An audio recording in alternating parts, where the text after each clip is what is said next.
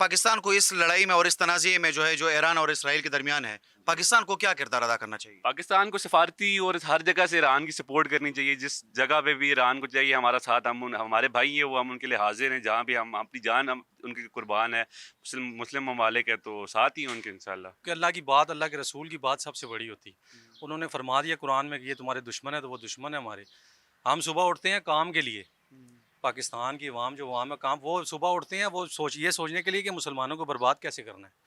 پاکستان کو مین جو ہے کردار یہ ادا کرنا چاہیے کہ جو فوکس سے ہٹایا جا رہا ہے اس وقت، اس مین فوکس پہ آئیں کہ جو ظلم و ستم ہو رہا ہے غزہ پہ، اس پہ فوکس کرنا چاہیے. اس پہ کوئی آواز نہیں اٹھا رہا.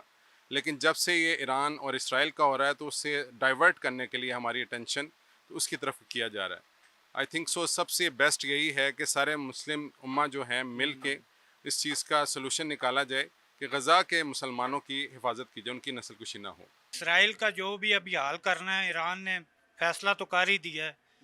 جو آپ نے دیکھا ہے کہ ان کی کافی تباہی ہو چکی ہے. ابھی تو وہ خود معافیاں مانگ رہے ہیں. جو ہم مسلمان لوگ ہیں، جتنے بھی کلمہ گو لوگ ہیں، ان کو ایک ہونا چاہیے اور یہودیوں کے خلاف جہاد کرنا چاہیے.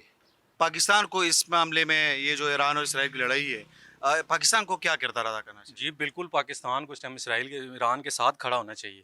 اس کی وجہ میں آپ کو یہ بتاؤں، اسرائیل سے لے کے فلسطین، یمن، جارڈن، اب آخری ملک ایران رہ گیا. اگر یہ بھی ڈاؤن ہو گیا نا تو اگلا نمبر پاکستان کا ہے. ایران کی بقا میں پاکستان کی بقا، یہ جتنی جلدی ہمارے حکمران اور ہماری افواج اور ہمارے ادارے سمجھ جائیں ان کے لیے بہتر ہے، اور یہ پاکستان کی عوام کے لیے بہتر ہے. کیونکہ عالمی دنیا کی جو واحد ایٹمی پاور ہے نا وہ پاکستان ہے. اور اس ٹائم پوری دنیا کا عالم کفر کا جو وہ نظر ہے، وہ اس کی آبزرویشن ہے، وہ پاکستان کے ایٹمی اثاثے ہیں. کیونکہ ان کے لیے، اور ایک رسول اللہ صلی اللہ علیہ وسلم کی حدیث مبارکہ کے خراسان سے آخری جو فوجیں نکلیں گی وہی جا کے یروشلم کو فتح کریں گی. تو اس وجہ سے ان کو پتہ ہے کہ یہ وہ خطہ ہے ایران، پاکستان اور افغانستان، اس میں سے کوئی فوجیں اٹھیں گی جو ان کا قلعہ کما کریں گی.